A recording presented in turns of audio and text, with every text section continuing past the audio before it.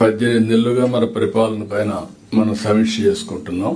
అదే సమయంలో ఈ రోజు మనందరం కూడా ఈ రోజు చేసే రివ్యూలో కూడా మీరు చూస్తే నేషనల్ ఇంటర్నేషనల్ లెవెల్లో మెజర్ చేస్తున్నటువంటి జిఎస్టిపి, అదే సమయంలో కేపీఐస్ ఫ్యూచర్ లో ఏ విధంగా ఇప్పుడు క్వార్టర్లీ చేస్తున్నాం, అది కూడా దేశంలో గవర్నమెంట్ ఆఫ్ ఇండియా ఒకటే చేస్తుంది.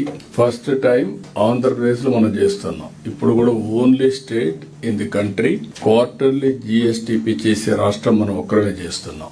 ఇప్పుడు రాబోయే రోజుల్లో ప్రాసెస్ అంతా మంత్లీ ఎస్టాబ్లిష్ చేయాలని, ఆ మంత్ లో జరిగేది ఒక అసెస్మెంట్ వస్తుంది. క్వార్టర్లీ మళ్ళీ ఎవాల్యుయేషన్ చేసుకుంటాం, ఇయర్లీ మనం కన్సాలిడేట్ చేసుకుంటాం. దానికోసం ఇప్పుడు కీ పర్ఫార్మెన్స్ ఇండికేటర్స్ కూడా ఎస్టాబ్లిష్ చేసుకుందాం. రెండోది ఈ రోజు మెయిన్ సబ్జెక్ట్ మనం చూసినప్పుడు పాజిటివ్ పబ్లిక్ పర్సెప్షన్.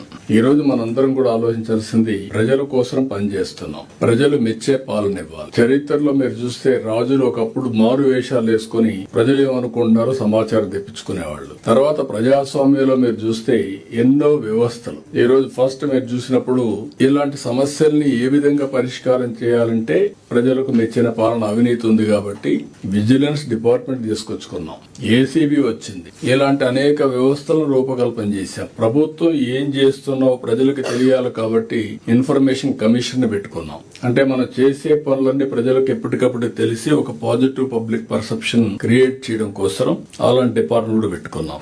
అయితే over a period of time అన్ని డిపార్ట్మెంట్ డైల్యూట్ కావడం గానీ లేకుంటే నాన్ పర్ఫార్మెన్స్ గానీ రెండూ వచ్చాయి.